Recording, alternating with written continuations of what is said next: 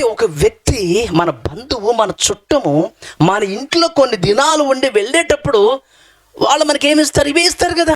అంటే ఎట్లా ఉంటుంది అంటే ఖచ్చితంగా బైబిల్ వాక్యము కాదు. 10 రూపాయలు, 100 రూపాయలు, 1000 రూపాయలు, బంగారమో, రింగో ఇవి ఇచ్చి వెళ్తాం మనం. ఎందుకోసం అంటే మరి అంతే. మరి బంగారం ఇచ్చి వెళ్తే శిష్యులకి ఎంత బాగుండేది, వెండి ఇచ్చి వెళ్తే బాగుండేది కదా, డబ్బులు మోటిచ్చి వెళ్తే బాగుండేది కదా. ఆయన వాక్యం ఇచ్చి వెళ్తాం ఏంటి? కలిగి ఉన్నదేదియో అంటే బొగ్గు గనులు ఎక్కడున్నాయి, వెండి గనులు ఎక్కడున్నాయి, బంగారు గని ఎక్కడుంది, ఇవన్నీ యేసుకు తెలీదా? మరి ఇంకే అది ఇచ్చేళ్ళొచ్చుగా. ఏదన్నా ఒక గనులు రాసి వెళ్ళిపోవచ్చుగా శిష్యులందరికీ. ఇక నీకేమో బొగ్గు కానీ, నీకేమో బంగారపు కానీ పలానా చోట ఉంది పో. ఏమండి అసలు యేసు మరి ఏం చేయాలి? బంగారం ఇచ్చిపోవాలి కదా. మరి యేసుక్రీస్తు వారు ఏమి ఇచ్చారు? 3.5 సంవత్సరాల వారితో ఉన్నాడు కదండి. వాక్యం ఇచ్చి వెళ్తే ఎలాగండి అసలు?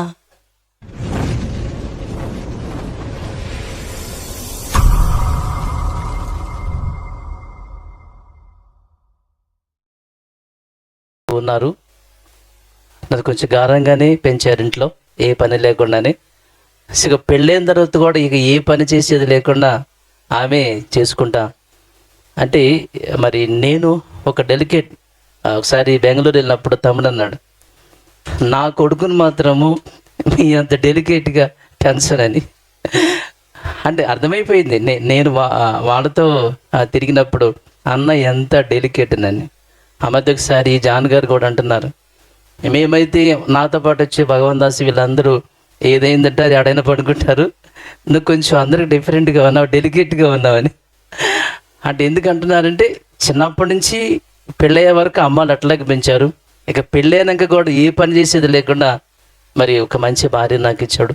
అంటే ఎందుకంటున్నానంటే సో దేవుని పనిలో మరి నిజం నేనైతే ఎప్పుడు కూడా ఆమె యొక్క మెసేజ్ నేను వినలేదు. నిజంగా మీరు నమ్మండి లేదు, అలాని చెప్పలేదంటే చాలాసార్లు తను చర్చిలో ఆదివారం అంటే వాక్యం చెప్పేది అవకాశం ఉండదు. మ్యాక్సిమం నేనే చెప్తాను. నేను సండే ఎక్కడికి పోను, ఏ ఊరు వెళ్ళను, ఖచ్చితంగా నేను సండే చర్చిలో ఉండాల్సిందే, వాక్యం చెప్పాల్సిందే. ఇక ఎప్పుడైనా బుధవారం నేను ఉండనప్పుడు చెప్తుంది. అలాగే ప్రతి శుక్రవారం కూడా గృహ కూడికలు ఉంటాయి. ఇలాగే స్త్రీలు మొత్తం కూడా ఒక 80-90 మంది ప్రతి సండే ఖచ్చితంగా వస్తారు. ఏదైనా ప్రోగ్రామ్ అయితే ఇంకా మీకు తెలుసు కదా, ఎక్కువ మంది వస్తారు.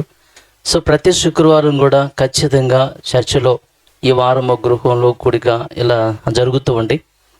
సో దానికి ఆవిడ వెళ్ళి ఈ కార్యక్రమం అంతా కూడా లీడ్ చేసి ఒక 20-30 మంది ప్రతి శుక్రవారం 30 మంది వరకు వాళ్ళు కూడుకుని సో అక్కడ లీడ్ చేసి వాక్యం చెప్తూ ఉంటారు. నేను వినలేదు, ఇప్పుడే నేను మీతో పాటు వినటం ఓకే మంచిది, మంచి విషయాలు నేను కూడా వినటం అనేది జరిగింది. ఓకే, చిన్న ప్రార్థన చేసుకుని మరి ఈ టైంని మనం వృధా చేయకుండా చిన్న ప్రార్థన చేసుకుందాం. లేచినట్లయితే సర్వశక్తిమంతుడా, సర్వోన్నతుడా, సర్వకృప అనేది ప్రేమగల తండ్రి యేసుక్రీస్తు వారి యొక్క నామంలో మీకు కృతజ్ఞతాస్తుతులు తెలియచేస్తున్నాం. నైనా తమ్ముడు నన్ను మరి ఈ ప్రాంతానికి ఇక్కడ ఉన్నటువంటి సంఘానికి కొన్ని విలువైన మాటలు తెలియచేయాలని ప్రభా నన్ను ఆహ్వానించారు. మాటలు మీవి తండ్రి, ఏం చెప్పాలో ఇక్కడ సంఘానికి, సంఘ క్షేమానికి నైనా ఏ విధమైన మాటలైతే వాళ్ళ ఆత్మీయ జీవితాలు బాగుంటాయో ఆ రీతిగా చెప్పగలిగే సామర్థ్యం, సమయోచితమైన జ్ఞానాన్ని నాకు పరిశుద్ధాత్మిక సహకారం నాకు అనుగ్రహించమని విని ఆలోచించే మనసు ప్రతి ఒక్కరికి ఉండాలని కోరుకుంటూ యేసుక్రీస్తు నామమున ప్రార్థిస్తున్నాను తండ్రి, ఆమేన్. కూర్చుందాం. సో మీ అందరికీ నేను తెలిసాను అనుకుంటున్నాను. రామనగర్ తండ గత 2 సంవత్సరాలుగా అక్కడ దేవుని యొక్క వాక్య పరిచర్యకి సోదరుడు తమ్ముడు శేఖర్ పిలిచారు, అక్కడ వాక్య పరిచర్య చేశాను కాబట్టి మీరు నన్ను చూశారనుకుంటున్నాను. సో నాకు మీరు అందరూ తెలియదు కానీ కొంతమంది బ్రదర్ వాళ్ళు తెలుసు, పరిచయము. ఓకే, మంచిది.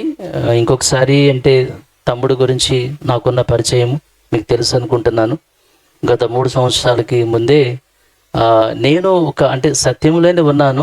తండ్రి, కుమారుడు, పరిశుద్ధాత్మ ముగ్గురు వేరైనటువంటి బోధలోనే ఉన్నాను. కానీ కుమారుడైనటువంటి దేవుడు యేసుక్రీస్తు వారు కూడా ఆ పీడి సుందర వారిని నేను పీడి సుందర వాళ్ళ టీంతో తిరిగింది. నాకు వాళ్ళు ఎవరికి కూడా పరిచయం లేదు కానీ వారి పుస్తకాలు చదువుతుండేవాడిని. సో అలాంటి టైంలో మరి తమ్ముడు ఇక యూట్యూబ్లో మెసేజ్ విని నేను ఫోన్ చేస్తే శేఖర్ గారు ఎత్తారు. అప్పుడు నంబరు ఆయన దగ్గర ఉన్నట్టుంది. అలా తమ్ముడితో మరి కాన్ఫరెన్స్లో కలిపి మాట్లాడి నేను ఆల్రెడీ బాప్తిసం పొందాను అప్పటికే, కానీ సో సంపూర్ణంగా ఫిలిప్ దగ్గర నా పంశకుడు ఏ రీతిగా సో యేసుక్రీస్తు వారిని దేవుని కుమారుడిగా పరిపూర్ణంగా నమ్మితేనే సో మనకి పాప క్షమాపణ జరుగుతుందనే విషయాన్ని చెప్పిన దాన్ని బట్టి నేను మరలా తిరిగి బాప్తిసం అనేది పొందడం అనేది జరిగింది. సో అప్పటి నుంచి తమ్ముడికి మాకు మధ్య ఒక రిలేషన్, ఈ పరిచయాన్ని బట్టి దేవునికి కృతజ్ఞతలు. సో చాలాసార్లు మా మధ్యకు వచ్చారు, చాలాసార్లు సంఘములైన మంచి విషయాలు ఆయన తెలియజేశారు. నిజానికి నేను ఇప్పుడు మీ మధ్య ఏదైనా వాక్యము చెప్పాలంటే నాకు అనిపిస్తూ ఉంటుంది. ఎందుకోసం అంటే దేవుడు తమ్ముడికి మంచి జ్ఞానమే ఇచ్చారు.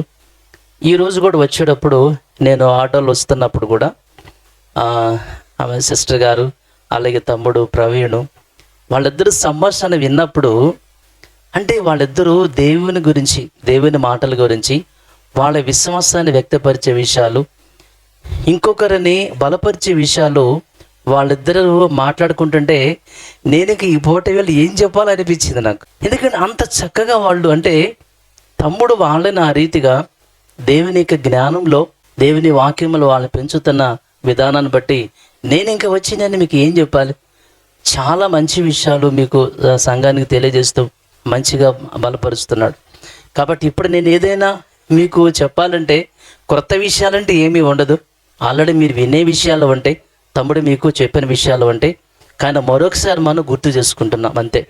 ఎందుకంటే నెలకు ఒకసారి మీరు ఇలాంటి మంచి కార్యక్రమాన్ని పెట్టుకున్నారు కదా, మంచిదే. ఈ ప్రోగ్రాంలో మనము మరలా తిరిగి మరొకసారి దేవుని మాటలు గుర్తు చేసుకుంటున్నాం తప్ప ఇంకొకటి ఏమి లేదు. నేను మీకన్నా గొప్ప స్పీకర్ ఏం కాదు, మంచి మాటలే మీరు వింటున్నారు. ఈరోజు మరి ఆల్రెడీ పోస్టర్లో ఒకసారి చెప్పండి ఆ యొక్క టైటిల్, తమ్ముడు పోస్టర్లో పెట్టిన టైటిల్ తెలుసా? వాట్సాప్లో పెట్టారా? సంఘ అభివృద్ధిలో సహకారుల పాత్ర. తెలుసు కదా, సంఘ అభివృద్ధిలో సహకారుల పాత్ర. ఈరోజు టైటిల్ నేను చెప్పిన. ఆల్రెడీ మరి తను భర్తకి సహకారంగా ఉండాలని మరి అమ్మగారు చెప్పారు కదా. సో మేము కూడా అందరం దేవుని పనికి, దేవుని పరిచర్యకి, సంఘానికి సహకరించే విషయాన్ని గురించి మనం ఒకరినొకరు ప్రోత్సహించుకోవడానికి ఈ మాటలు మనం వింటున్నామంటే సరే. మరి త్వరగా నేను ముందుకు తీసుకుని పోవడానికి నేను ప్రయత్నం చేస్తాను. సంఘ అభివృద్ధిలో సహకారుల పాత్ర.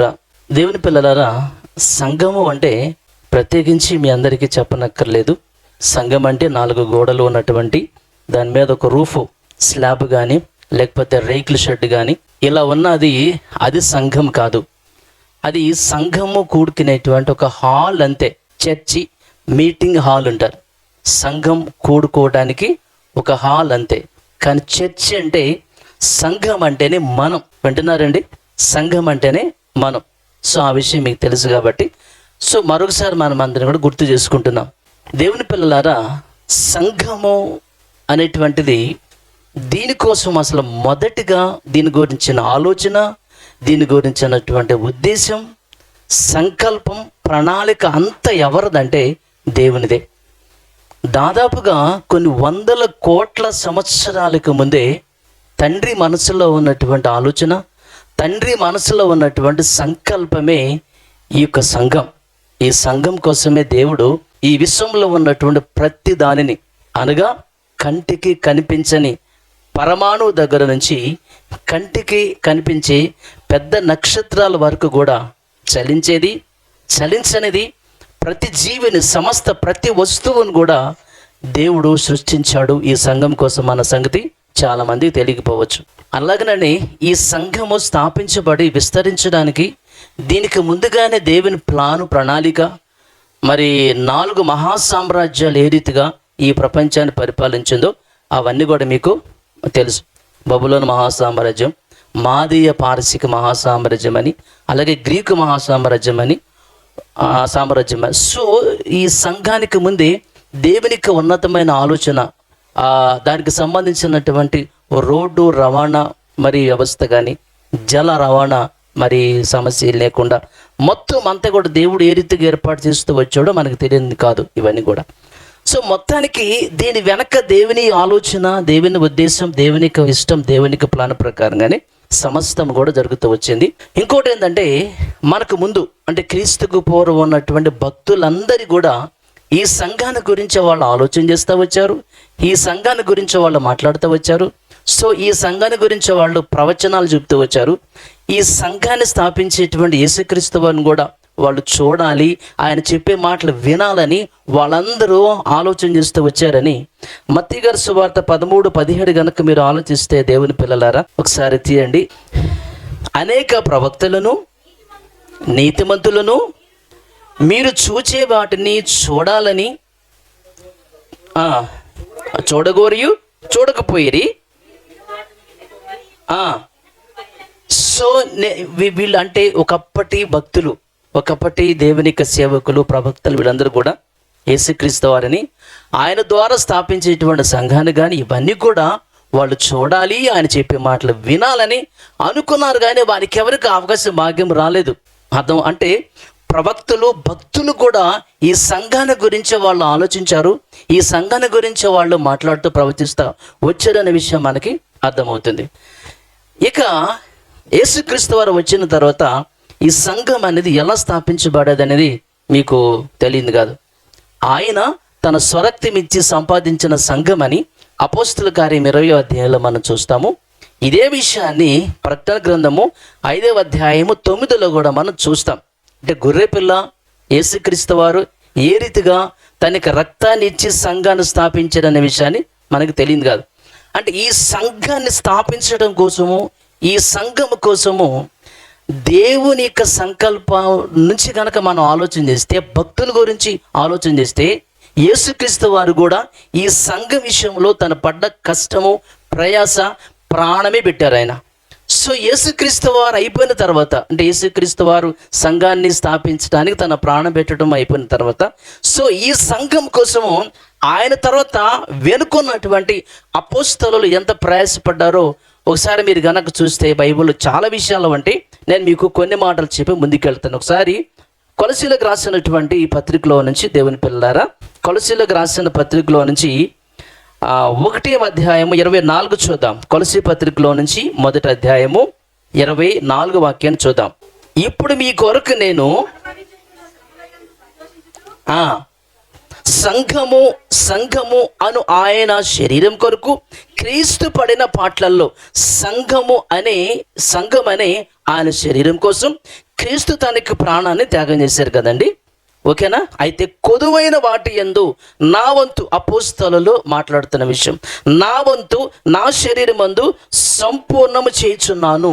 అంటే యేసుక్రీస్తు వారు ఏ రీతిగా సంఘ విషయమై ఆయన ప్రయాసపడ్డారో, సో మిగిలినది అపోస్తలులు ఎలా ప్రయాసపడ్డారో మీరు కనుక ఒకసారి అపోస్తల కార్యం అంతా కూడా మీరు చూస్తే, ఆనాటి అపోస్తలులు సంఘం విషయమై, సంఘ క్షేమం కొరకు, సంఘం యొక్క అభివృద్ధి కోసము, సంఘాన్ని విస్తరింప చేయటానికి అపోస్తలులు ఎంత ప్రయాసపడ్డారో, ఎంత వాళ్ళు హింసలు పొందారో, వాళ్ళని తిట్టారు, కొట్టారు, హింసించారు, రాళ్ళతో కొట్టారు, చంపారు చాలామంది. సో కాబట్టి అపోస్తలులు కానీ, ఆ తర్వాత ఉన్న సంఘం కానీ, వీళ్ళందరూ కూడా ఈ సంఘం కోసం వాళ్ళు ఎంత శ్రమ పడ్డారో మనందరూ కూడా తెలియని విషయాలు ఏమి కాదు. అంటే ఈ సంఘం కొరకు ఒకప్పుడు దేవుని యొక్క సంకల్పం దగ్గర నుండి, అలాగే భక్తులు, అలాగే ప్రవక్తలు, ఆ తర్వాత మరి యేసుక్రీస్తు వారు, ఆ తర్వాత మరి అపోస్తలులు, సంఘం అంతా కూడా ఈ రాజ్యం, ఈ సంఘం కోసం వాళ్ళు ఎంత శ్రమలు పడ్డారు, ఎంత ప్రయాసపడ్డారు, దీన్ని విస్తరింప చేయడానికి, దీన్ని అభివృద్ధి చేయడానికి వాళ్ళు ఎంత ప్రయాసపడ్డారో మనం చూస్తే మనకి అర్థమైపోతుంది. ఓకే, అయిపోయింది. ఇప్పుడు ఏంటంటే మనము కూడా ఈ రాజ్యంలో సభ్యులమయ్యాం. ఇక్కడ ఉన్న మనం అందరం కూడా ఈ రాజ్యంలో సభ్యులమయ్యాం. ఈ రాజ్యంలో సభ్యత్వము మనం తీసుకోవాలంటే దానికి యేసుక్రీస్తు వారు నికోదేముతో చెప్పిన మాట ఏంది? ఒకడు నీటి మూలముగా, ఆత్మ మూలముగా, చెప్పండి, అతడు దేవునికి రాజ్యంలో. ఓకేనండి? అంటే ఈ రాజ్యమైన ఈ సంఘములో గనక మనము ప్రవేశించాలంటే, సో ఖచ్చితంగా మనం అందరం కూడా మారు మనసు పొంది బాప్తిస్మ పొందాలి. కాబట్టి ఇక్కడ మీరు అందరు బాప్తిస్మ పొందారు అనుకుంటున్నాను. ఇంకెవరైనా ఉన్నారు ఇక్కడ? ఓకే. సో ఆల్మోస్ట్ మనం అందరం ఒకరు అనుకుంటాను, బహుశా. Very good. అంటే మనం అందరం కూడా ఇప్పుడు బాప్తిస్మాన్ని పొంది సంఘంలోకి వచ్చాం, సంఘ సభ్యులమయ్యే మనం అందరం కూడా. అయితే సంఘానికి సభ్యులమైనటువంటి మనందరి గురించి యేసు చెప్తున్న మాటలో నేను మీకు ఒక వాక్యం మీకు చూపించి దానిని మనం ఈ పూట ధ్యానం చేద్దాం. యేసు దగ్గరికి వచ్చిన వాళ్ళ గురించి యేసు ఏం చెప్పాడు? సంఘంలో సభ్యులైనటువంటి మారు మనసు పొంది బాప్తిసాన్ని పొందినటువంటి మనందరికీ యేసు ఏం చెప్పాడు? ఒక మాట మనం చూసి ఇప్పుడు ధ్యానం చేద్దాం. ఒకసారి కనుక మీరు తీస్తే మత్తయి గారి సువార్తలో నుంచి 11వ అధ్యాయము 28 వాక్యం ఒకసారి మనం చూద్దాం. ప్రయాసపడి భారము మోసుకొనుచున్న సమస్త జనాంగమా నా యొద్దకు రండి. ఓకే, నేను సాత్వికుడను దీని మనసు గలవాడను గనుక మీ మీద నా కాడి ఎత్తుకొని నా వద్ద మీరు నేర్చుకోండి అని చెప్పాడు. ఇక్కడ నేను మీకు 2 విషయాలు చెప్తున్నాను. యేసుక్రీస్తు వారు చెప్పినటువంటి 2 ప్రధానమైన విషయాలు ఈ వచనంలో మనం ఇప్పుడు కాసేపు ధ్యానం చేద్దాం. యేసుక్రీస్తు వారికి పిలుపు మేరే మనమందరం ఇక్కడికి వచ్చాం. యేసుక్రీస్తు వారు మనందరినీ ఎలా పిలిచాడు? తన సువార్త ద్వారా, తన సేవకుని ద్వారా, తన యొక్క వాక్యము ద్వారా మనందరిని పిలిచాడు. మనం వచ్చాం, ఓకేనా ఇక్కడికి. సో సంఘములోనికి ఎంటర్ అయిన మనమందరం, సంఘంలోనికి వచ్చినట్టు మనందరికీ యేసుక్రీస్తు వారు చెప్పిన మాట ఏంటంటే ఇక్కడ 2 విషయాలు ఉన్నాయి. ఒకటి ఏంటంటే మీరు నేర్చుకోండి, రెండవది ఏంటంటే మీ మీద నా కాడి ఎత్తుకోండి అని చెప్పారు. మీరు బాగా వినాలి. ఈ 2 వచనాలనే ఇక మనం ధ్యానం చేసుకుని క్లోజ్ చేసుకుందాం. నాకు ఇచ్చిన టైం మ్యాక్సిమం నేను క్లోజ్ చేస్తాను. యేసుక్రీస్తు వారి దగ్గరకు వచ్చిన వారికి నా వద్దకు రండి అని యేసుక్రీస్తు వారు చెప్పారు. మనమందరం వచ్చాం.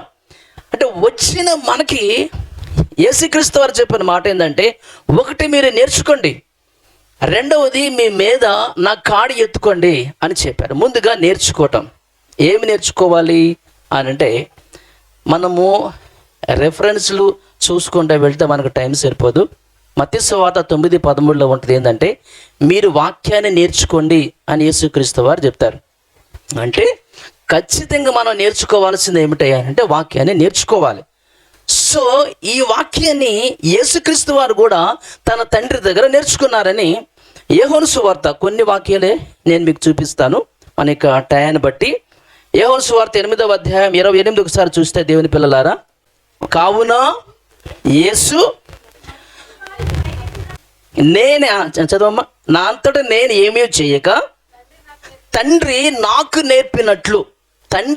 నేర్పినట్లు బాగినాలి. వినండి ఒకసారి. అంటే యేసుక్రీస్తు వారు తండ్రి దగ్గర నేర్చుకున్నారు, అర్థమవుతుందా? అలాగే శిష్యులు అపోస్తలులు కూడా యేసుక్రీస్తు వారి దగ్గర వాళ్ళు నేర్చుకున్నారు.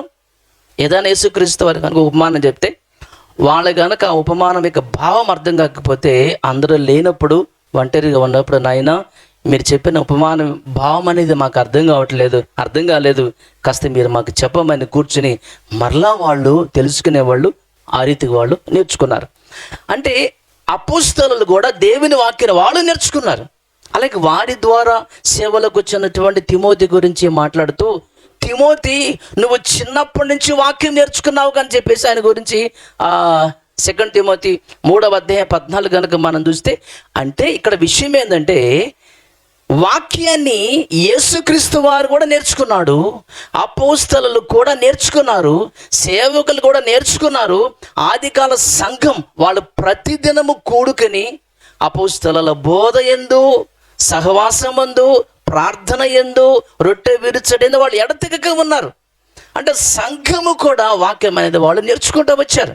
ప్రారంభంలో నుండి వాళ్ళకు ఉన్న ఆసక్తి అండి.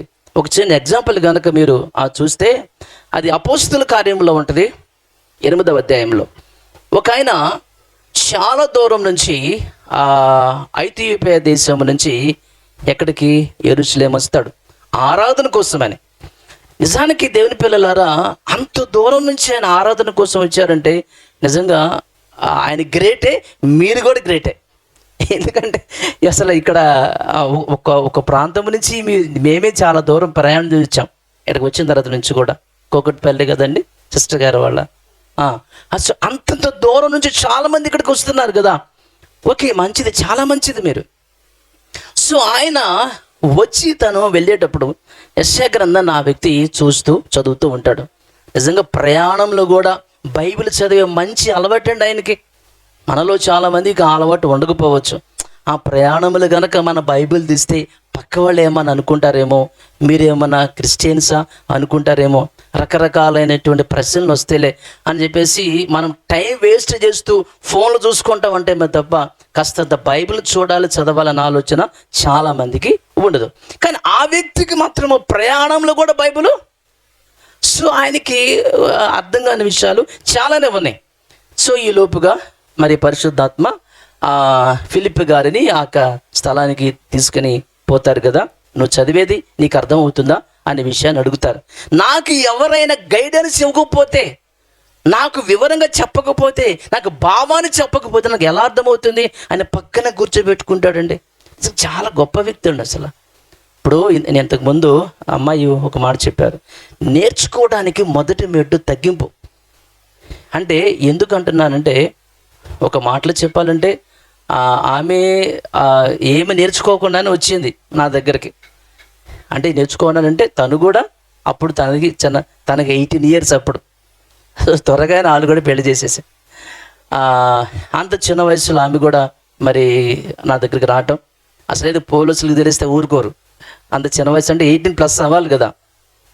అంటే ఈ రోజు వరకు నిజంగా అండి కొన్ని విషయాలు తను చెప్పినప్పుడు నాకు కొన్ని విషయాలు చెప్పాలని ఆలోచన వచ్చింది, కానీ నాకు ఇక్కడ టైం లేదు. ఎందుకన్నారంటే చాలామంది స్త్రీలకు నిజమే ఆ సెన్సిటివ్ మైండ్ అనేది సహజంగా ఉంటుందండి. నేను చాలాసార్లు తనకి నేర్పించడానికి తిట్టాను, అరిచాను, కొట్టాను కూడా. అంటే పాస్టర్ గారు కొట్టకూడదు కానీ తనకి నేర్పించడానికి కొన్ని సందర్భాలలో ఆ పని నేను చేయక తప్పలేదు. తర్వాత నాయన క్షమించండి దేవా, నేను అనవసరంగా చేయి చేసుకున్నాను అయ్యా, నన్ను క్షమించమని మరలా అడిగేవాడిని ఆయన్ని. కానీ నిజంగా అండి మీరు నమ్మండి లేదు, ఇన్ని సంవత్సరాలలో నేను ఏమన్నా తిట్టినా, కొట్టినా, అరిచినా సరే తన ఇంటికి వెళ్ళలేదంటే మీరు నమ్మండి. నిజంగా మీరు నమ్మండి లేదు, ఇన్ని సంవత్సరాలలో వాళ్ళ నాన్నగారు స్కూల్ హెడ్ మాస్టర్ గారు, వాళ్ళ ఇప్పటికీ ఆయన ఉన్నారు. సో వాళ్ళ అమ్మగారు కూడా ఉన్నారు కర్లపాలెం, బాపట్ల దగ్గర కర్లపాలెం. వాళ్ళకి మంచి ఆస్తులు కూడా ఉన్నాయి, మంచి ఆస్తులు ఉన్నాయి, పర్లేదు వాళ్ళు మంచిగానే, మాకన్నా రిచ్ అసలు వాళ్ళు. అయితే నేను కొట్టిన సందర్భాలు చాలానే ఉన్నాయి, కానీ ఎప్పుడు తను వెళ్ళలేదు ఇంటికి. సరే వెళ్ళకపోవడం వేరే సంగతి, ఇంట్లో కూడా అలగటం అనేది, ఎందుకంటే ఆడవాళ్ళు అలిగితే చాలా ప్రమాదం, చాలా చాలా చాలా అసలు అది అమ్మో, ఇక అది ఆ బాధ భరించలేము. ఇక మనం బయటికి వెళ్ళి వస్తాం కదండి, ఏదో ఒక పనికో జాబ్కో జోతకు వెళ్ళొస్తాం, ఇంటికి వచ్చి కూడా భార్యతో ఈ ప్రాబ్లం అంటే మనకి మైండ్ సరిగా ఉండదు. నిజంగా అంటే మీకు మాట చెప్తాను, నేనే తిట్టి, నేనే కొట్టి, నేనే అలిగేవాడిని. ఇది మరి విడ్డూరం కదండి, నేనే కొట్టి నేనే అలిగేవాడిని. తను నా దగ్గరికి వచ్చేది, సారీ అండి నాకు తెలియదు కదా, నేను చిన్నపిల్లని కాబట్టి మరి నాకు కొన్ని విషయాలు మరి తెలియదు కదా, మీరు చెప్పగా నాకు ఎవరు చెప్తారు, నాకు చెప్పమని మళ్ళీ అడిగి తను, ఎందుకంటే నేను అడిగితే ప్రాబ్లం ఉండదు, ఎందుకంటే దేవుని సేవకుడు కాబట్టి, వాక్యం తెలుసు కాబట్టి ఎలా తనని మనం సెట్ చేసుకోవాలో నాకు అర్థమైపోతుంది. ఆ పిల్ల అలగటం స్టార్ట్ చేసిందంటే అమ్మో చాలా ప్రమాదం. నేను ముందే కనుక అలిగితే ఏ ప్రాబ్లం ఉండదని చెప్పేసి నేను అలిగేసేవాడిని. నేను ముందే అలిగేసేస్తే ఇంకంతే సంగతులు, సైలెంట్గా వచ్చేసేది. మీరు నమ్మండి లేదు, ఇప్పటి వరకు నేను తిట్టినా కొట్టిన భోజనం మానటం అనేది తన జీవితంలో ఎప్పుడూ లేదు. సహజంగా అలిగారంటే ఆడవాళ్ళు భోజనాలు మానేసి ఈ బాధ మనం ఏడబడతామండి, వాళ్ళని సాగదీసి అమ్మో అది చాలా ఇదేది కష్టం, అది అర్థమవుతుందండి. సో దేవుడు నాకు మంచి భార్యనిచ్చినందుకు కూడా దేవునికి నేను కృతజ్ఞతలు తెలియజేస్తున్నాను. నిజంగా బలహీనమైన ఘటమైనప్పటికీ కూడా సో అలాంటి అర్థం చేసుకునేటువంటి భార్య, జ్ఞానం కలిగినటువంటి భార్య కనుక ఉంటే నిజంగా వాళ్ళంత స్ట్రాంగ్ ఎవరు ఉండరండి. మనమే నిజంగా అర్థం చేసుకునే భార్య కనుక ఉంటే బలహీనమైన ఘటమే కానీ వాక్యం తెలిసినటువంటి, వాక్యానుసారంగా బ్రతకడానికి ఇష్టపడనే వ్యక్తి, దేవుని కొరకు బ్రతకాలనుకున్న వ్యక్తి నిజంగా ఆలోచిస్తే ఇక వాళ్ళంత బలవంతులు మనం కూడా ఉండలేము అసలు, అట్లా ఉంటారండి. సో అలాంటి సపోర్ట్ అనేది దేవుని పిల్లలారా, ఆడవాళ్ళారా, మీరు మీ భార్యలకి ఇవ్వండి, మా సపోర్ట్ ఇవ్వండి. ఓకే, సారీ, మీరు కూడా మీ భర్తలకి ఇవ్వండి, ఓకేనా? చాలా మంచిది. సో కాబట్టి అలాగా తను మెల్లమెల్లగా నాకు మా చర్చిలో ఈ గృహకుడుకులు అయినప్పుడు వస్తారు. పాస్టర్ గారండి, మన శుక్రవారం మా గృహంలో గృహకుడు జరిగిందండి. పాస్టర్ గారు వాక్యం చెప్పినప్పుడు అండి, తన అనుభవాల గురించి మాట్లాడుతున్నప్పుడు భర్త పట్ల ఎలా ఉండాలి, ఎంత విధేయత కలిగి ఉండాలి, కాపరాన్ని మనం చక్కబెట్టుకోవాలి, ఇలాంటి విషయాలు చెప్పినప్పుడు అండి నాకు నిజంగా ఏడుపు వచ్చిందండి. అంతకు ముందు వరకు నా ఆలోచనలు వేరుగా ఉండేవి, కానీ పాస్టర్ గారు మా ఇంట్లో గృహకుడికి పెట్టి వచ్చినప్పుడు అండి నా ఆలోచనలు మొత్తం ఇంటికి వెళ్ళిపోదాం అనుకున్నటువంటి నేను ఆ మాటలు విన్న తర్వాత అండి నా మనసు మార్చుకున్నానండి. సో ఇలాంటి మంచి పాస్టర్ గారని మన సంఘానికి దేవుడు ఇచ్చినందుకు దేవుడికి కృతజ్ఞతలని వాళ్ళు చెప్తూ ఉండేవాళ్ళు. సో ఇది ఏమైనప్పుడు కూడా దేవుడు ఇచ్చినటువంటి భార్యను బట్టి మీకు మంచి భార్యలు ఇచ్చారు, అలాగే మీరు కూడా మంచివాళ్ళే. ఒక్కొక్కసారి ఏంటంటే సైతానుడు ఎంత బలవంతులైనా సరే ఏదో ఒక విషయం మనల్ని పడేయటానికి ప్రయత్నాలు చేస్తాడు. జాగ్రత్త, అంతము వరకు సహించాలి కదండి. ఓకే, మనం జాగ్రత్తగా ఉందాం. ఇప్పుడు సంఘానికి వచ్చినటువంటి మనం అందరం కూడానండి ఖచ్చితంగా యేసుక్రీస్తు వారు చెప్పిన మాట ఏంటంటే నేర్చుకోవాలి. అందరూ నేర్చుకున్నారు, అర్థమైందండి. సో నేర్చుకున్న తర్వాత యేసుక్రీస్తు వారు చెప్పినటువంటి ఆ మాట ఏంటంటే మీ మీద నా కాడి ఎత్తుకోండి అని చెప్పారు. మన మీద కాడి ఎత్తుకోవాలని చెప్పాడు. ఏమండి, సహజంగా కాడి అనేది దేని మీద మనం మోపుతాం చెప్పండి? ఎద్దు మీద మన కాడిని మోపుతాం. అంటే ఎద్దు మీద కాడి మోపబడిందంటే ఎద్దు ఏదో భారాన్ని మోయాల్సి ఉంది, అంతే కదండి. సో ఈ రోజున మన మీద కాడి మోపాడంటే మన మీద భారాన్ని మోయాలి. ఏంటి ఆ భారం తెలుసా మీకు? ఒకసారి తీయండి కొరింథీయులకు రాసిన మొదటి పత్రిక, కొరింథీయులకు రాసినటువంటి మొదటి పత్రిక 9వ అధ్యాయం 16 చూద్దాం. నేను సువార్తను ప్రకటించుచున్నాను, లేదు సువార్తను ప్రకటించవలసిన భారము నా మీద మోపబడి ఉన్నది అని చెప్పారు. బాగానండి. అంటే యేసుక్రీస్తు వారు చెప్పిన 2 మాటలలో ఒకటేమో నేర్చుకోమని చెప్పాడు, రెండవది ఏంటంటే మీ మీద నా కాడి ఎత్తుకోండి అని చెప్పాడు. ఏంటి ఆ కాడు అంటే దేవుని పిల్ల సువార్త అనేటువంటి కాడి మనందరం, అంటే మారు మనసు పొంది బాప్తీసంలోనికి వచ్చిన మనం అందరం ఈ రోజున ఖచ్చితంగా మనము నేర్చుకుంటున్నాం. అయితే రెండవది ఏంటంటే ఈ సువార్త పని విషయంలో మనమందరం కూడా మన మీద కాడిని మోసుకోవాలి. ఖచ్చితంగా భారం అనేది మనందరి మీద ఉంది. అందరూ కూడా బాధ్యత కలిగి ఉండాలండి సంఘం విషయంలో. నేను మీకు ఈ రోజున మీకు కొన్ని విషయాలు మీకు చెప్తాను. దేవుని పిల్లలారా, అంటే సంఘంలో 3 రకాల వ్యక్తులు ఉంటారండి. ఒకటేంటంటే వాళ్ళు నేర్చుకోవడానికి రారు, సంఘం యొక్క బాధ్యతని భుజాన్ని వేసుకోరు. నేర్చుకోవడానికి రారు, సంఘం యొక్క బాధ్యతని భుజాన్ని వేసుకోరు. ఇది ఒక బ్యాచ్. రెండో బ్యాచ్ ఏంటంటే వీళ్ళు నేర్చుకోవడానికే వస్తారు, కానీ సంఘం యొక్క బాధ్యతని భుజాన వేసుకోరు. నేర్చుకోవడానికే వస్తారు, కానీ సంఘం యొక్క బాధ్యత భుజాన వేసుకోరు.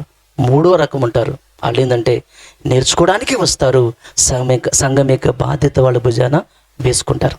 సో ఈ 3 కేటగిరీలో ఇక్కడ ఉన్న మీరందరూ ఏ కోవకు చెందినారో ఒకసారి మీరు ఆలోచించుకోండి. ఏంటండి? ఓకేనా? అంటే నేర్చుకోవడానికి రారు, బాధ్యత భుజాన్ని వేసుకోరు ఒక బ్యాచ్. రెండో బ్యాచ్ నేర్చుకోవడానికి వస్తారు. ఇక వాళ్ళు సంఘం మనకి ఎందుకండి, వచ్చేమా విన్నామా వెళ్ళామా, ఇక అంతే. వచ్చేమా ఫ్యాన్ కింద కూర్చున్నామా విన్నామా వెళ్ళిపోయామా. సంఘంలో కూడికేంటి పరిచయం మనకు వద్దండి అని చెప్పేసి ఒక బ్యాచ్ ఉంటారు. మూడో బ్యాచ్ నిజంగా వాళ్ళు నేర్చుకోవడానికి వస్తారు, సంఘం యొక్క పరిచయం కూడా వాళ్ళ భుజాన వేసుకుంటారండి. దేవుని పిల్లలారా, సువార్త భారం అనేది ఖచ్చితంగా ప్రతి ఒక్కరు, నువ్వు ఎప్పుడైతే, ఇప్పుడు నేను మీకు ఒక మాట చెప్తానండి. గలతీయులకు రాసిన పత్రిక 6వ అధ్యాయము చాలాసార్లు మీరు విని ఉన్నప్పటికీ ఇంకొకసారి మనం గుర్తు చేసుకుందాం. వచ్చిన మారు గలతీ పత్రిక అండి 6వ అధ్యాయము 6వ వాక్యం చూద్దాం. వాక్య ఉపదేశము పొందేవాడు ఉపదేశించు వానికి మంచి పదార్థములన్నిటిలో భాగమియ్యవలెను అనగా నిజంగా ఇలాంటి వాక్యాలనండి ఈ నామకార్థ పాస్టర్స్ ఉంటారు కదండి, ఈ వాక్యాన్ని వాళ్ళు తీసుకుని ఏం వాడుకుంటున్నారనండి అసలు. ఈరోజు మీరు చేపల కూర వండుకున్నారా? మరి మాకేదమ్మా పాస్టర్ గారికి చికెన్ బిర్యానీ వండారు ఆదివారము. బైబుల్లో ఏముంది ఇక్కడ అంటే వాళ్ళు చెప్పేది వాక్యమే. ఇప్పుడు ఈ జనాలు గొర్రెలు కదండి, ఆయన వాక్యమే కదా చెప్పేది. అర్థమైందండి? మంచి పదార్థంలో పాస్టర్ గారికి ఏమంటే అక్కడ ఏముందంటే ఉపదేశం పొందేవాడు ఉపదేశించు వానికి మంచి పదార్థములన్నింటిలో భాగం ఇవ్వాలి. కాబట్టి ఖచ్చితంగా మనం ఏం చేయాలంటే చేపల కూర మాంసం కూర ఏదో ఒకటి ఉండి ఆయన తీసుకెళ్ళాలి. మంచి పదార్థం అంటే ఇదేనా అండి? నిజంగా అంటే మన ఇంట్లో మనమందరం కూడా మంచి పదార్థం అంటే ఇవేనా? సరే, ఇంకా మంచిది మీరు చెప్పండి అంటే మా ఇంట్లో ఇంకా మంచి పదార్థం అంటే బంగారం అంటాం, అంతే కదండి. మంచి పదార్థం ఏంటంటే అది మంచిది కాబట్టి అది బీరువాలో ఉంటుంది, ఓకేనా. బైబిల్ అయితే సండే ఎదుక్కోవాలి, ఓకేనండి. కానీ బైబిల్లో నిజంగా మరి దావీదు ఆయన 19వ కీర్తనలో నుంచి ఒక మాట మనం చూసి ముందుకెళ్దామండి. బంగారం కన్నా ఏది ఆయనకి శ్రేష్టమైనదో 19వ అధ్యాయము 10 కనుక మీరు చూస్తే దేవుని పిల్లలారా, 19వ కీర్తనలో నుంచి 19వ కీర్తన 10 వచనం, అవి బంగారు కంటెను 7 నుంచి కనుక మీకు చూస్తే మీకు అర్థమవుతుంది. దేవుని యొక్క శాసనాలు, దేవుని మాటలు, దేవుని ఆజ్ఞలు, దేవుని వాక్యం గురించి మాట్లాడుతూ అవి బంగారు కంటెను అంటే విస్తారమైన మేలిమి బంగారం కంటే కూడా కోరదగినది ఏమిటంటే వాక్యం. దేవుని పిల్లలారా, ఒకసారి యేసుక్రీస్తు వారు ఈ లోకానికి వచ్చారు కదండి. ఆయన ఈ లోకానికి వచ్చి తన శిష్యులకు ఏమి చెల్లాడండి? మీకు తెలుసా? రెఫరెన్స్ తెలుసా మీకు? Very good, very good. యోహాను సువార్త 17వ అధ్యాయము. Very good, very good.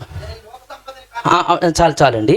అంటే యేసుక్రీస్తు వారు శిష్యులకు ఏమిచ్చాడు అంటే ఏమండి, ఆయన వెళ్ళేటప్పుడు తండ్రికి యేసుక్రీస్తు వారు చివరి ప్రార్థన గెత్సెమనే తోటలో యేసుక్రీస్తు వారు చివరి ప్రార్థన అది. ఇక ఆ ప్రేయర్ అవ్వగానే ఇక యేసుక్రీస్తు వారిని తీసుకుని పోతారు, సిలువేస్తారు, అయిపోతుంది.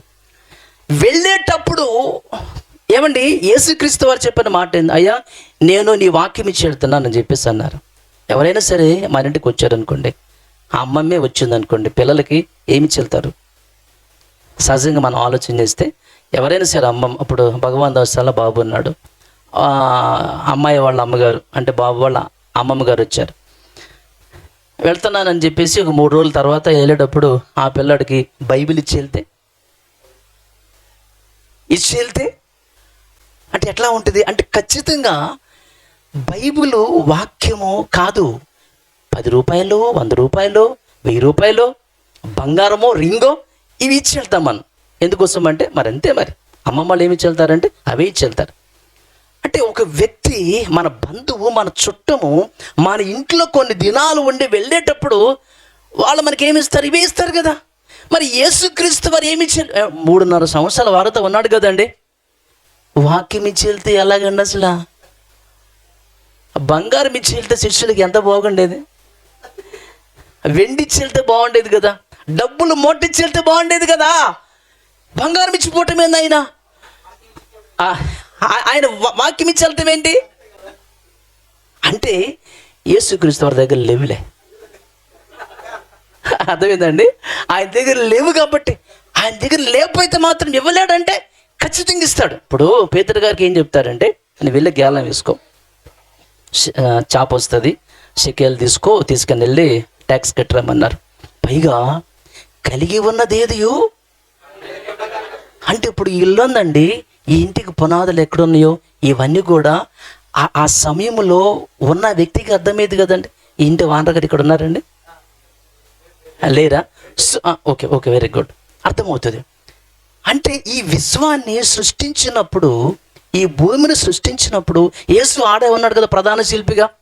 అంటే ఇక్కడ కలిగి ఉన్నదేదియో అంటే బొగ్గు గనులు ఎక్కడున్నాయి, వెండి గనులు ఎక్కడున్నాయి, బంగారు గని ఎక్కడుంది, ఇవన్నీ యేసుకు తెలీదా? మరి ఇంకే అది ఇచ్చేయచ్చుగా, ఏదన్నా ఒక గనులు రాసి చెల్లిపోవచ్చుగా శిష్యులందరికీ. ఇక నీకేమో బొగ్గు కానీ, నీకేమో బంగారపు కానీ పలానా చోట ఉంది పో. ఏమండి అసలు యేసు మరి ఏం చేయాలి? బంగారం ఇచ్చి పోవాలి కదా. కానీ యేసుక్రీస్తు బంగారం ఇచ్చి వెళ్ళలేదు, ఆయన వాక్యం ఇచ్చి వెళ్ళాడంటే ఈ లోకములో అన్నిటికన్నా బంగారం కన్నా విలువైనది దేవుని యొక్క వాక్యం కాబట్టి వాక్యం ఇచ్చి వెళ్ళాడు ఆయన. అర్థమవుతుందండి? సో ఇక్కడ మనము మన ఇంట్లో మంచి పదార్థం అంటే ఏంది? బంగారమే అని అనుకుంటే ఇప్పుడు వాక్యాన్ని వినేవాడు, వినే పాస్టర్ గారికి బంగారం ఇవ్వాలా, డబ్బులు ఇవ్వాలా? అదేనా మరి మంచి పదార్థం అంటే? కాదు. ఒక మాట మనం చూద్దాం. 2 తిమోతి పత్రిక 1వ అధ్యాయం 14 చూద్దాం. దేవుని పిల్లలారా, నీకు అప్పగించబడిన ఆ మంచి పదార్థం అన్నాడు. ఏదా మంచి పదార్థం? మనకు ఇప్పుడు అదే అర్థం కావాలి. అర్థమైందండి? తిమోతికి రాస్తూ నీకు అప్పగించబడిన ఆ మంచి పదార్థం ఏది? ఆ మంచి పదార్థం ఏంటో మనకు అర్థం అవ్వాలంటే దానికి ముందు వచ్చిన చదవాలి. ఏముంది అక్కడ?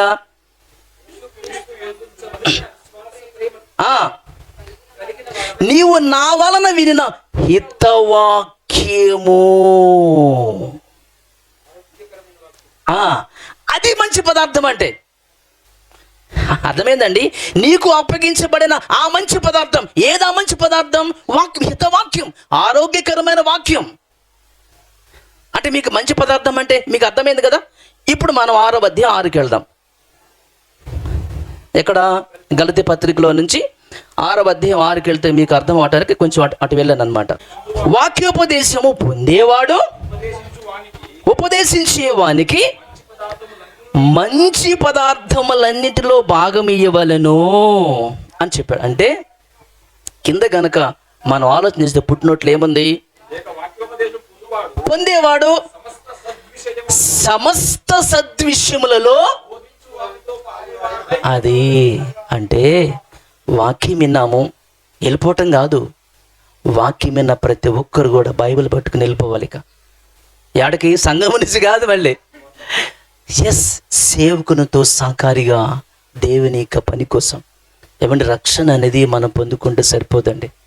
ఒకనాడండి మనం కొత్త నిబంధనలు కనుక చూస్తే సమరయ స్త్రీ లాంటి వాళ్ళు, ఆమె రక్షణకు వచ్చిన తర్వాత యేసుక్రీస్తు వారనే దేవుని కుమారుడిగా నమ్మిన తర్వాత వెంటనే వాళ్ళ గ్రామానికి వెళ్ళింది చెప్పేసింది. అంతేకాకుండా యేసుక్రీస్తు వారిని కూడా వాళ్ళ ప్రాంతానికి తీసుకుని పోయిందంటే ఒకసారి మీరు ఆలోచించండి. విన్నామలే ఇక చాలు కాదు మనం ఇంకా. సో పాస్టర్ గారితో మనం పాలెభాగస్తులం అవ్వాలంటే, సేవకునితో మన పాలెభాగస్తులం అవ్వాలంటే మనము కూడా సో అదే పనిలో ఖచ్చితంగా మనము సహకారులుగా ఉండాలి. తీసుకురావాలి కదండి, జనాన్ని మనం తీసుకురావాలి కదా ఆయన దగ్గరికి. ఆమె వెళ్ళి సమరయ ప్రాంతానికి వెళ్ళి ఏ రీతిగా జనాన్ని తీసుకుని వచ్చిందో యేసుక్రీస్తు వారి దగ్గరికి, మరి మనం విన్నాం కదా, రక్షణకు వచ్చాం కదా, ఇక చాలే అని అసలు మనం అనుకోకూడదు. అర్థమవుతుందండి? ఇప్పుడు ఒకసారి ఎక్కడంటే అది మార్కు సువార్త 2వ అధ్యాయం కనుక మనం ఆలోచన చేస్తే దేవుని యొక్క పిల్లలారా, మార్కు సువార్త అండి 2వ అధ్యాయము 3:2 చూద్దాం. వినవచ్చినప్పుడు అనేకులు కూడి వచ్చిరు గనుక ఆయన వారికి వాక్యము బోధించుచుండగా కొందరు నిజంగా అండి ఇది ఎంత మనందరికీ అండి ఒక గొప్ప రోల్ మోడల్ మాదిరికరమైంది. ఇల్లంతా ఫుల్ అయిపోయింది, బయట కూర్చున్నారు వాళ్ళు. సో ఖచ్చితంగా ఆ వ్యక్తిని బాగు చేయాలి, ఆ వ్యక్తిని స్వస్థపరచాలి. కానీ అక్కడ కుదరట్లేదు. పైన కప్పు తీసి అక్కడి నుంచి అంటే నలుగురు మనుషులు ఏదో ఒక రీతిగా ఈ వ్యక్తిని బాగు చేయటానికి యేసుక్రీస్తు వారి దగ్గరికి తీసుకుని వెళ్ళాలని వాళ్ళ యొక్క ప్రయత్నం చూసారా? హ్యాట్సప్ అండి. అంటే మనము భౌతికంగా కాదు కానీ మన ఆత్మన దేవుడు బాగు చేశాడు. బాగు చేసినందుకు మనమేం చేయాలయ్యా అని అంటే, సో మనం కూడా బాగు చేసేటువంటి ఇక కేంద్రానికి, ఈ హాస్పిటల్కి, ఈ సంఘానికి, యేసుక్రీస్తు వారి దగ్గరికి వాళ్ళ ఆత్మలను బాగు చేయటానికి మనం కూడా ఏం చేయాలంటే వారం అంతట్లో ఎవరో ఒకరికి మనం వాక్యం చెప్పి తీసుకుని వచ్చేటువంటి ప్రయత్నం మనం ఖచ్చితంగా మనం చేయాలి. దేవుని పిల్లలారా, నేను ఒకసారి ఆ మధ్య ఒక విషయాన్ని విన్నాను, బస్ మీరు కూడా వినే ఉంటారు. ఈ పశువుల డాక్టర్ గారు ఆయన హాస్పిటల్లో తన పని ముగించుకొని సాయంత్రం పూట ఆయన ఇంటికి వెళ్తున్నప్పుడు రోడ్డు పక్కన ఒక కుక్క, దానికి ఏదో చిన్న మరి దెబ్బ తగిలి అది రోడ్డు పక్కన పడిపోయి వణుకుతూ ఉంది. వెంటనే ఇదేం చేశారంటే తన యొక్క కార్ దిగేసి ఆడికి వెళ్ళి చూశాడు.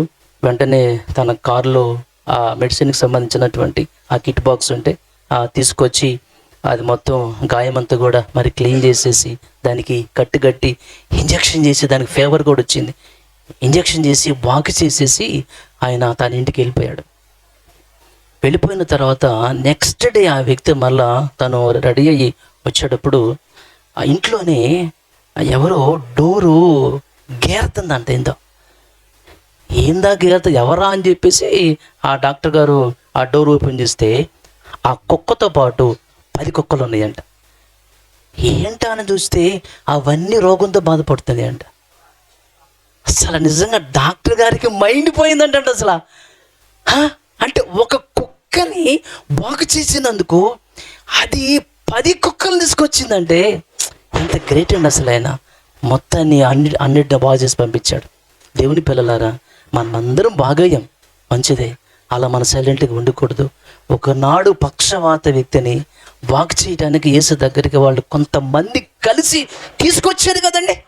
సో మరి మనమండి అంటే కుక్క కొన్న ఇది మనకు లేదంటే అలా కాదు. కానీ దేవుని పిల్లలారా, ఆలోచన చేద్దాం. మనం కూడా తీసుకుని రావాలి. ఆ భారం అనేది మన మీద ఉంది. స్వార్థ చెప్పవలసిన భారం నా మీద మోపబడి ఉన్నది. చెప్పకపోతే అయ్యో అంటే అయ్యో అనేది మనం ఎప్పుడు వాడతామండి? అయ్యో అంటాం. అంటే యాక్సిడెంట్ అయింది అనుకోండి, అయ్యో అమ్మో, ఇది పెద్ద ప్రమాదం కదండి. మనము దేవుని పనిలో పరిచర్యలో ఉండకపోతే, సాకారులుగా మనం ఉండకపోతే వచ్చే ప్రమాదం ఉంది. అయ్యో అమ్మో. ఖచ్చితంగా మనం ఏం చేయాలంటే ఆత్మల విషయమై మనం ప్రయాసపడాలి. ఈ సంఘానికి మనము దేవునికి పిల్లలను మనం తీసుకొని రావాలి. సాకారులుగా మనం ఉండాలి. మనం అందరం కూడా మన పని మనం సమస్త సద్విషయాలంటే ఏమంటే సమస్త సద్విషయాలంటే మరి ఇయ్యానండి. దేవునికి వాక్యాన్ని చెప్పి సంఘానికి తీసుకొని రావటం, కానీ సంఘానికి వచ్చిన వాళ్ళని పోనీయకుండా కూడా మనం చేయాలి. మరి ఏం చేస్తాం? మరి అది మన బాధ్యత. ఇప్పుడు యేసుక్రీస్తు వారు తన శిష్యులకు ఏం చెప్పాడంటే, మాట్లాడుతూ, పేతురు, వీళ్ళందరికన్నా నీవు నన్ను ఎక్కువగా ప్రేమిస్తున్నావు అంటే ప్రేమిస్తున్నాను అన్నాడు. అయితే నువ్వు నా యొక్క గొర్రెలను మేపు. ఇంకొకసారి ఏమన్నాడు? ప్రేమిస్తాను, కాయుము. అంటే గొర్రెలను మేపాలి, రెండవది కాయాలి. అంటే సంఘానికి తీసుకొని రావాలి, వచ్చిన వాళ్ళు పోకుండా మనమే చేయాలి. నిజంగా మనం కనుక యేసుని ప్రేమిస్తే పోకుండా మనము, ఎందుకంటే అందరూ ఒక స్వభావం ఉండరు కదండి. ఒకసారి వాక్యం నచ్చచ్చు, నచ్చకపోవచ్చు, లేదా వాళ్ళకున్న ప్రాబ్లమ్స్ కానీ వాళ్ళకున్న కుటుంబ సమస్యలు కానీ. గలతీ 6:1 ఉంటుంది, మీరు కూడా పడిపోతారు. కాబట్టి ఎవరైనా వెనక్కి వెళ్తే మీరే వెళ్ళాలి. అంటే సంఘంలోనికి తీసుకుని రావాలి. వచ్చిన వారిని వాళ్ళు మరలా పోకుండా జాగ్రత్తగా మన ప్రయత్నం మనం చేయాలి, నిజంగా యేసుక్రీస్తు వారిని ప్రేమిస్తే. సో ఇవన్నీ కూడా ఏంటి? సమస్త సద్విషయాలు. ఇది పాస్టర్ గారు ఒక్కరు మాత్రమే చేసేది కాదండి.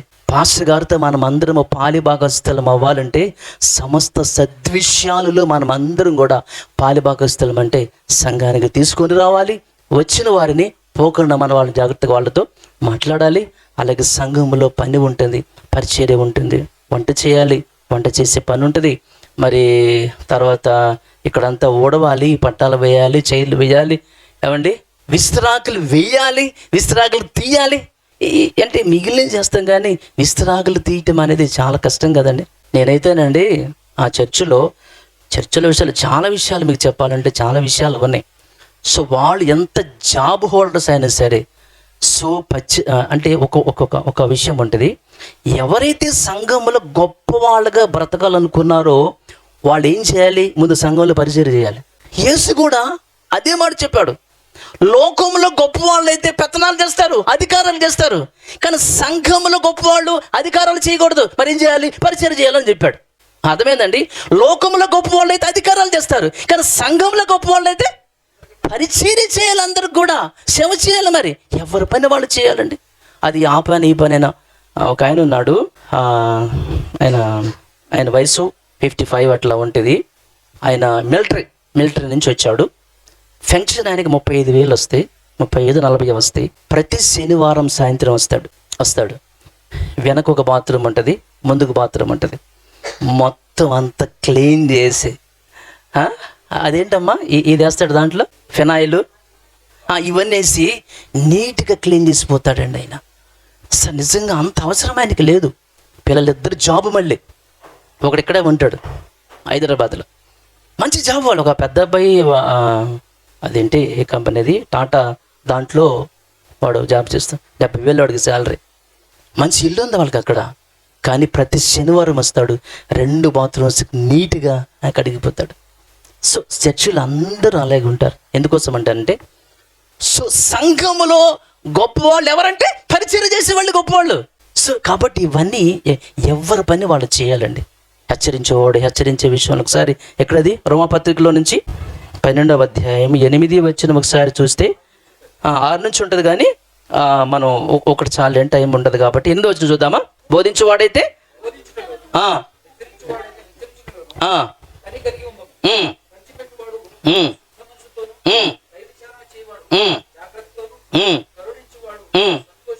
అంటే ఎవరి పని వాళ్ళది, ఎవరికి అప్పగించిన పని వాళ్ళు చేయాలి. అంటే ఇవన్నీ సమస్త సద్విషయాలలో ప్రతి ఒక్కరు పాలుభాగస్తులు అవ్వాలంటే ఇవన్నీ మరి అర్థమైందండి.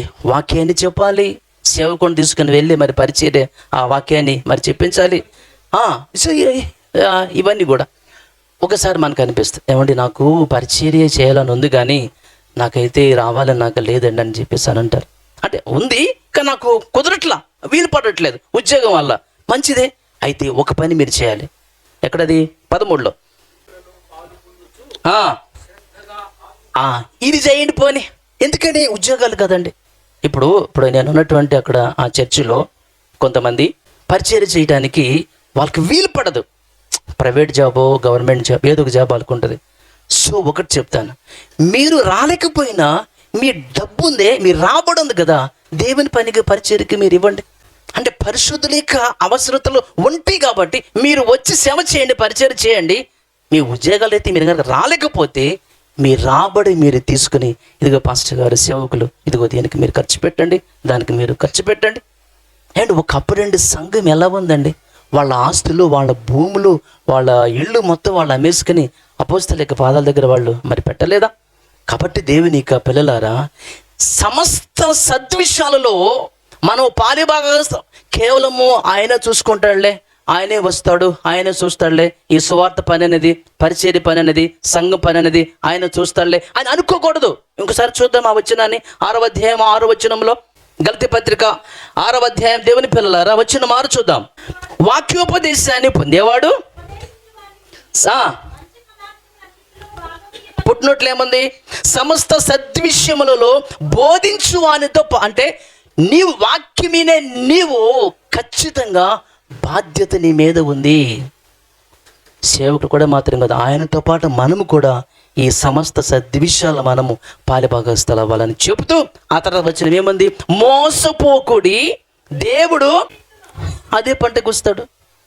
అంటే ఈరోజు జనాలు ఏమని అంటే ఎలా మోసపోతున్నారంటే, కొంతమంది పాటలు ఉన్నాయండి, కేవలము నమ్ముకొనినా పరలోక భాగ్యంబు మనకబ్బును అన్నారు పాట.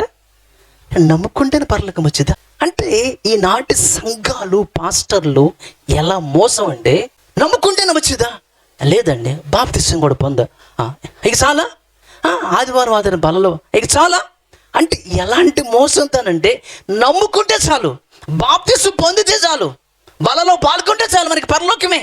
పనివాడు జీతానికి పాత్రుడు అని మనం అనుకున్నప్పుడు పని చేస్తేనే కదండి మనకు పరలోకం అనేది వచ్చేది. అర్థమైందండి?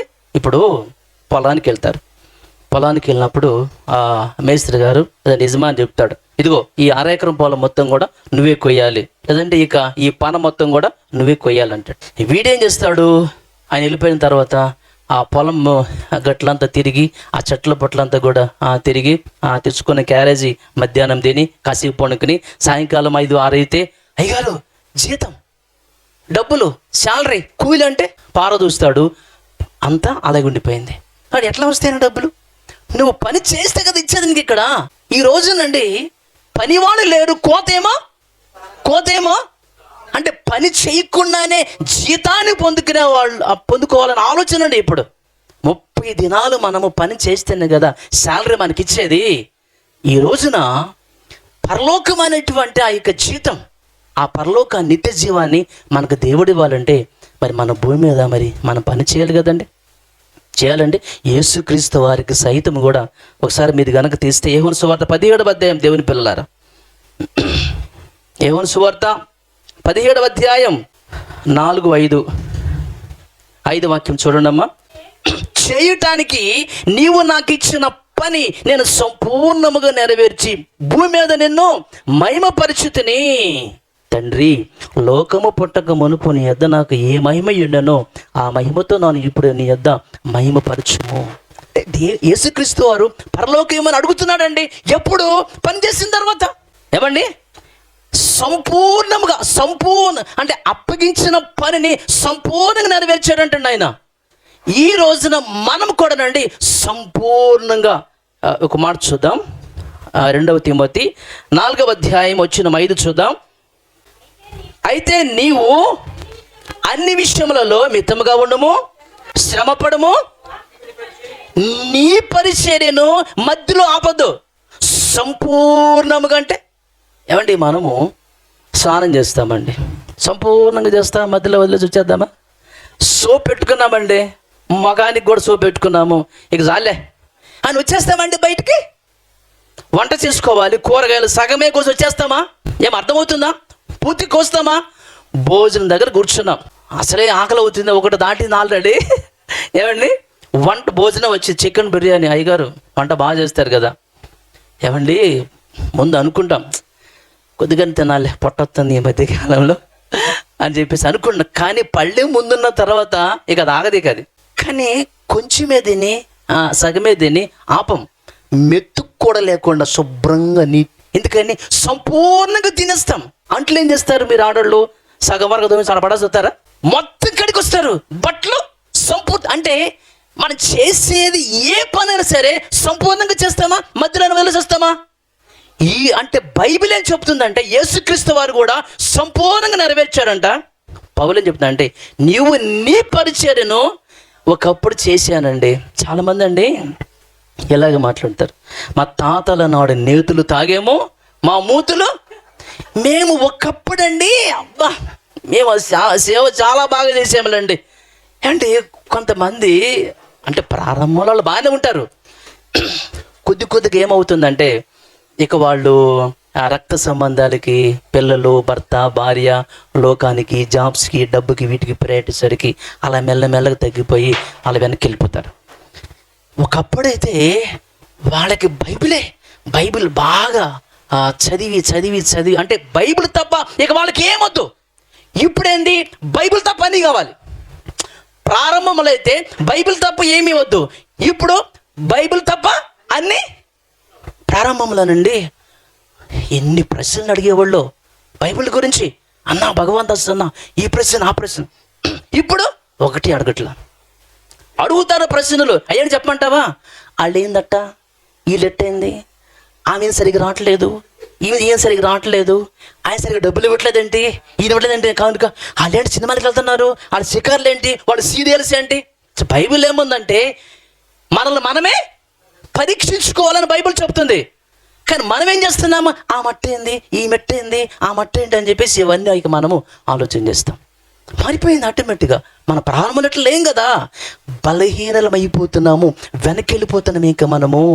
అందుకని ఎవరైనా చేరుకొస్తాం, ముందు వచ్చి ఆసక్తిగా వచ్చి కనుక వాళ్ళు పరిచయం చేస్తుంటే, మేము ఒకప్పుడు చాలా బాగా మేము చేసాంలే అని చెప్పేసి అంటే, అవునండి మేమండి ఇది వరకు పరిచర్య బాగా చేసేవాళ్ళమండి. మరి ఇప్పుడు ఎందుకనంటే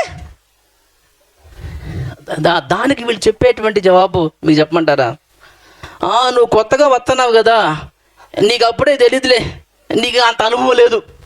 నిజమే, వీళ్ళకి అనుభవం లేదు, వాళ్ళకి పరలోకం లేదు. ఎందుకు? వాళ్ళు మధ్యలో ఆపేశారుగా. ఒకప్పుడు అంటేనండి కొంతమంది ఎంకరేజ్ చేసే వాళ్ళ కన్నా డిస్కరేజ్ చేసే వాళ్ళు కూడా సంఘంలో ఖచ్చితంగా ఉంటారండి, అప్పటి నుంచి ఇప్పటి వరకు కూడా. ఇప్పుడు ఫర్ ఎగ్జాంపుల్ ఎలా ఉంటుందంటే, ఇప్పుడు ఎవరైనా ముందు, ఇప్పుడు సోదరులు ఉన్నారు, బ్రదర్ గారు అందరికన్నా సంఘానికి ముందు వచ్చారు అనుకుందాం. అందరికన్నా ముందు రాగానే, ఏంది నేను ఒక్కడనే వచ్చాను, ఎవరు రాలేదు, నేనేమన్నా ముందు వచ్చి తప్పు చేశానా? అందరికన్నా ముందు రావటము తప్ప, తప్ప మంచిదా కదండి? అంటే అందరికన్నా ముందు వచ్చి బ్రదర్ ఏం చేశాడు? మంచిగా చేశాడు. కానీ తన మనసులో ఏముంది? అందరికన్నా ముందు వచ్చి నేను ఏమన్నా తప్పు చేశానంటే ముందు, అంటే మంచి చేసి కూడా తప్పు చేసేనేమోనన్న ఫీలింగ్లోకి వెళ్ళిపోతున్నాడు. ఈ లోపుగా శంకర్ వస్తాడు, ఏనా నీకు పని ఏం లేదు ఇంటి దగ్గర, ఇది ముందు వచ్చి కూర్చున్నా అయిపోయి ఇంకేమంది ఇంకా. ఓహో, మనం ముందు రాకూడదు అయితే, ఏడకలాగా మనం తర్వాత రావాలైతే ఎకనానికి అప్పటి నుంచి ఆడతపాటు లేటుగానే వస్తాడు. పోనీలే ఒక్కరన్నా ఉన్నారనుకుంటే ఆ ఒక్కరు కాస్త, ఎందుకంటే ఇప్పుడు ఇంతకు ముందు తమ్ముడు పదే ఈ ఆడవాళ్ళ గురించి మాట్లాడుతున్నాడు కదండి. ఇప్పుడు యూట్యూబ్లో వాళ్ళ గురించినటువంటి ప్రస్తావనలు, జోకులు చాలా వచ్చినాయి ఇప్పుడు కదండి. ఒకరి అవిధేయత అనేకుల అవిధేయులుగా మార్చేస్తుంది కదండి. ఎక్కడో ఒక అమ్మాయి తన ప్రియుడి కోసం తన భర్తను చంపింది, విన్నాం కదా. వారం తర్వాత ఇంకొక చోట, మళ్ళీ వారానికి ఇంకొక చోట. అది ఎన్ని జరుగుతున్నాయి అసలు ఇప్పుడు జనాలండి. అంటే నేనెందుకు చెయ్యాలే అని అనుకోట్లా, నేను కూడా ఎందుకు చేయకూడదు, అర్థమైందండి? ఆ తప్పు నేనెందుకు చేయాలని అనుకోట్లా, నేను కూడా ఎందుకు చేయకూడదు. అంటే ఒకరి అవిధేయత అనేకులను అవిధేయులుగా మార్చేస్తుంది. సంఘంలో ఒకరు వెనక్కి వెళితే, ఒకరు లేటుగా వస్తే మిగిలిన వాళ్ళు కూడా వాడనే ఫాలో అయ్యేవాడు లేరంటే ఎందుకు లేరండి? పైగా మనం ఏంటంటే ఫెయిల్ అయిన వాళ్ళ వైపే చూస్తాం మనం సంఘంలో కూడా.